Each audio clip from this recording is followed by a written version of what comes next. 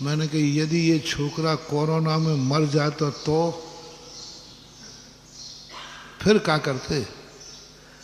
बोला फिर क्या करते? करम को ठोकते और क्या? तो कोरोना की करम में मार से करम ठोक दे, तो वो तो धर्म में जा रहा है, तो धर्म की मार से करम ठोक लेना, 2 पुण्य लगेगा कम से कम। कर्म की मार में ना जाने कितने बार कर्म फूटे हैं इसने।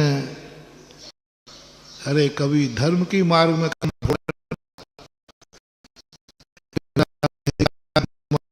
आया, अब कर्म ठोकते रहो। कम से कम बाधक तो मत बनो, उसको इतना टॉर्चर तो मत करो। और वीतरागी को कभी टॉर्चर नहीं होना चाहिए। कुछ नहीं, ये सब बातें कर रहे हैं अभी, बाद में सब कोई किसी का नहीं है, कोई किसी का रूप नहीं। एक क्षण भर में छोड़ दिया, याद भी नहीं किया। क्यों नहीं किया याद? क्या उनको माता तसला की याद नहीं आती होगी? क्या पिता की याद नहीं आती होगी? नहीं, स्मृति आती है, याद नहीं आती। याद आती है, मोह नहीं जागता, क्योंकि वो जान गए कि मेरी थी ही नहीं तो मैं क्या करूं। स्वभाव को जान गए। तत्व दृष्टि आ जाने पर सब कुछ सामने होगा, लेकिन राग द्वेष नहीं जागेगा। माता पिता भी सामने होंगे, पिता का रूप नहीं दिखेगा, एक श्रावक एक जीव है। तत्व दृष्टि आ जाएगी। तत्व दृष्टि पूर्वक त्याग है, और वो भगवान आपका था। मैंने आपकी निंदा नहीं की प्रभु, क्षमा करना। यदि आपको ऐसा लगा हो कि मेरी बुराई की है, नहीं, मैंने तो प्रशंसा करने के लिए आपको सबसे ज्यादा परिग्रही बताया, और फिर एक क्षण में आपने त्याग दिया। इससे आपकी महानता बड़ी है, क्योंकि किसी के पास कुछ नहीं हो वो त्यागे तो उसकी महानता नहीं हो। फिर जो उन्होंने प्रशंसा की, तो अद्वैतवाद और द्वैतवाद की चर्चा में कर रहा था। यदि तुम एकाकी नहीं जी सकते हो, तुम अकेले नहीं जी सकते हो, तुम एकत्व भक्त में लीन नहीं हो सकते हो, श्रेष्ठ तो यही है, कोई कोई न नथी रे, कोई किसी का नहीं, कुछ भी नहीं। यहां तक कि हमारी खुद की पर्यायें भी हमारी नहीं।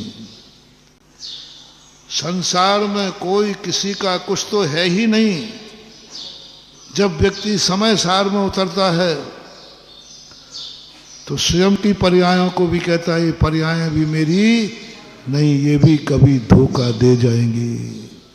धोखेबाज पर क्या भरोसा? कौन कब किस समय किस मोड़ पर धोखा दे जाए कोई भरोसा नहीं।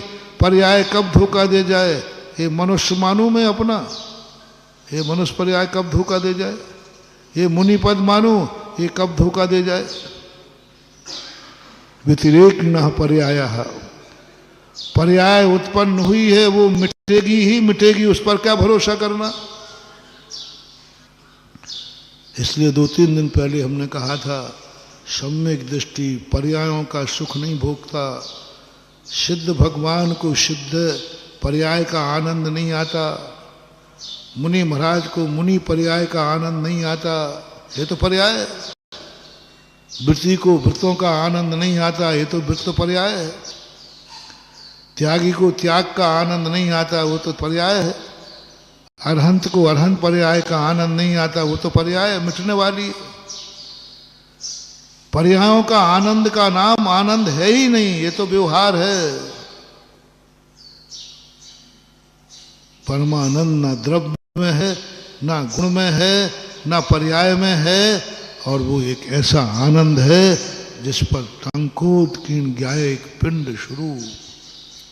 टंकोत्कीर्ण है, वो क्या है आज तक कोई बता नहीं पाया। पर्यायों का भी विश्वास नहीं।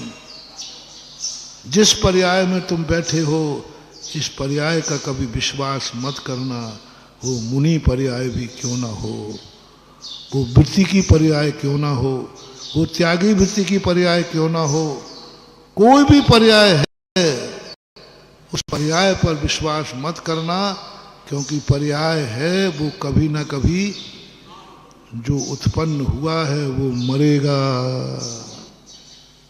और तुम कहते हो हम तो मरेंगे नहीं, कोई दुनिया मर रही है। तुम्हारा जन्म हुआ था कि नहीं? बोलते नहीं हो। जन्म की तिथि है कोई के नहीं है, तो बस मरने की भी तिथि है।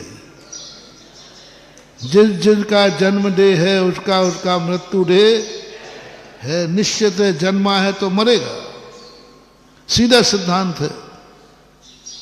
इसी प्रकार पर्याय उत्पन्न हुई है तो मिटेगी, मिटेगी। जो पर्याय आनंद देने वाली है, व्यंजन पर्याय मिटती नहीं है कभी कभी, तो उसमें आनंद नहीं, वो तो आकार मात्र है। तो वो है जो अगुण गुण की परिणति से बनती है अर्थ पर्याय, और अर्थ पर्याय खणक खाइनो एक समयवर्ती होती है, उस पर क्या भरोसा करोगे।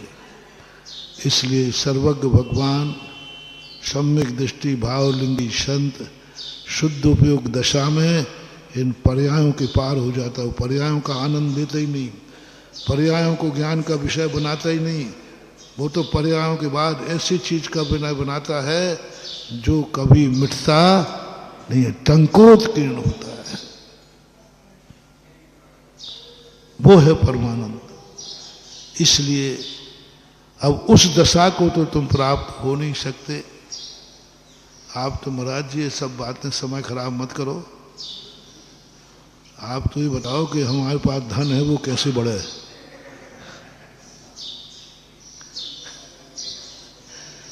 जो हमारे पास है उसमें वृद्धि बताओ। एक मकान के दो कैसे होंगे? हम क्रोध करते तो क्रोध कैसे बनेगा? चलो कोई बात नहीं, जो तुम चाहोगे दूंगा, क्योंकि दुकानदार हूं। माल कैसे ना कैसे करके बेचना है, क्योंकि दुकान से बिना माल लिए यदि खाली हाथ चला जाए ग्राहक को, दुकान को अपशगुन माना जाता। सच्चा व्यापारी वह है कि तुम दुकान की सीढ़ी पर चढ़ जाओ, वो कुछ ना कुछ टिकाए देगा, भले एक रूमाल टिका दे, लेकिन लेके जाना पड़ेगा। ऐसा कुंद कुंद स्वामी ने कहा अष्टपहड़ के अंदर कि भगवान आपकी वाणी ऐसी है, कोई कैसा भी सुन ले नियम से उसकी कोई ना कोई बुराई छूटेगी ही छूटेगी। विरेचन शब्द का उपयोग किया उन्होंने। जय जिनेंद्र। अगर आपको मेरी वीडियो अच्छी लगती है तो प्लीज़ मेरे चैनल को सब्सक्राइब करिए, लाइक करिए, शेयर करिए। इसी तरह से अपना प्यार मुझे देते रहिए।